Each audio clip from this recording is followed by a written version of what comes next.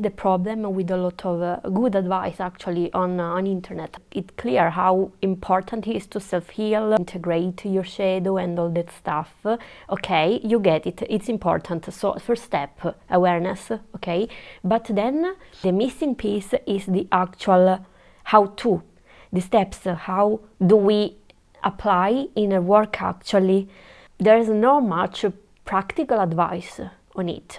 It's very easy to get stuck in the spiritual trap of just learning and learning and learning without applying the actual knowledge. It's okay, like there is a stage where you want to go deep, you want to research, you want to understand what's going on.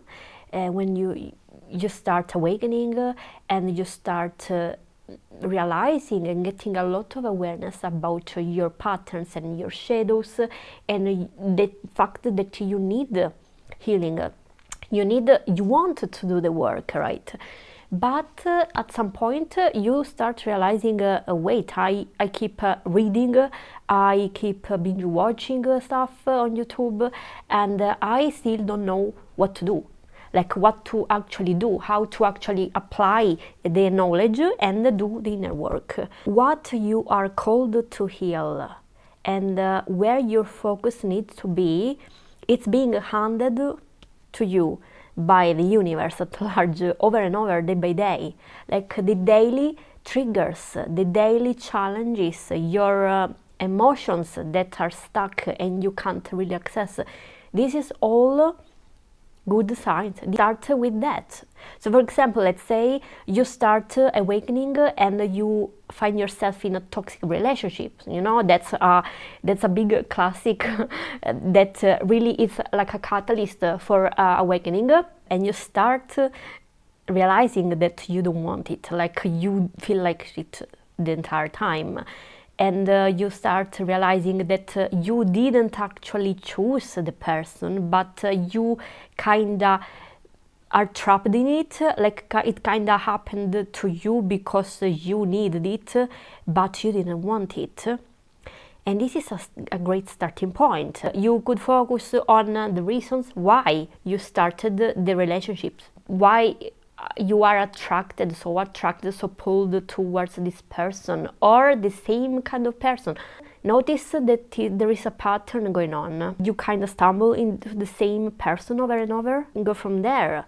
Or maybe what do you like about that person? Because maybe you want to stay with the person because you need to integrate those sides of you, those traits of your personality, your shadow side that you repressed, disowned, and you want it, it's calling you. But since you can't see it inside of you, within you, you need a mirror.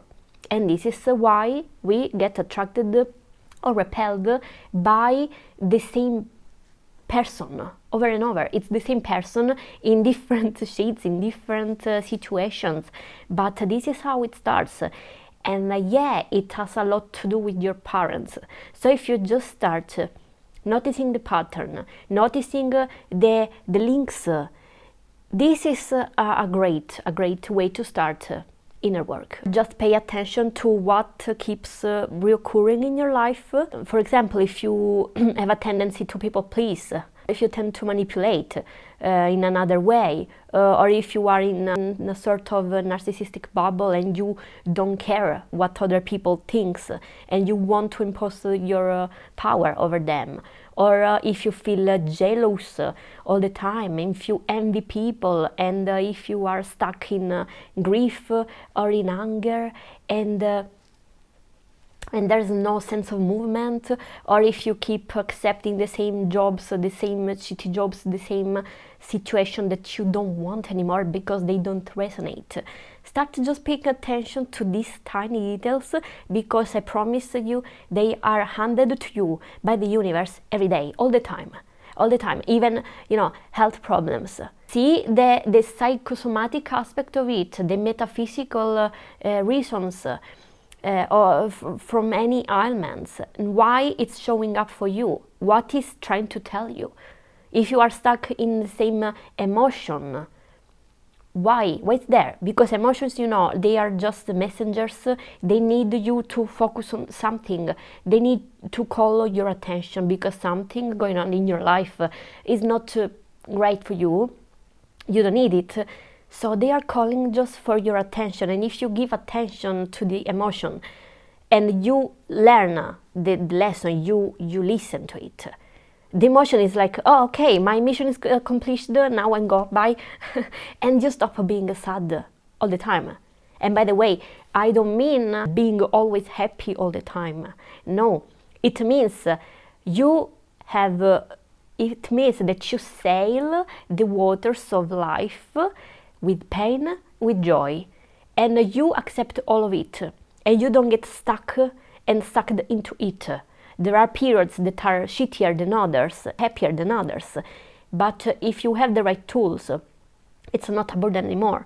Like you will have this sense of groundedness and faith within you that it's always there reminding you that you are fine and it's gonna be okay and you're safe.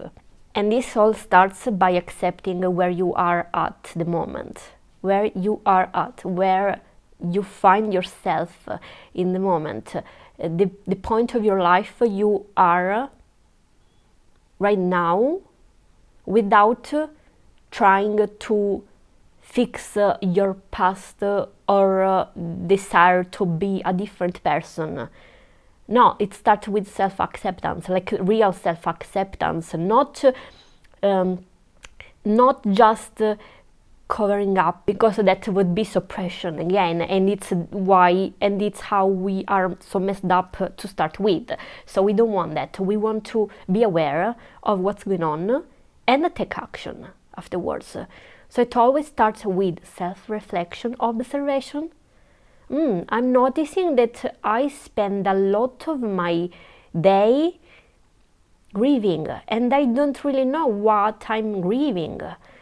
Or I'm spending all my time on my phone the entire day. What am I running away from? Why should I instead sit with me, with my emotions, and go from there and see what's there?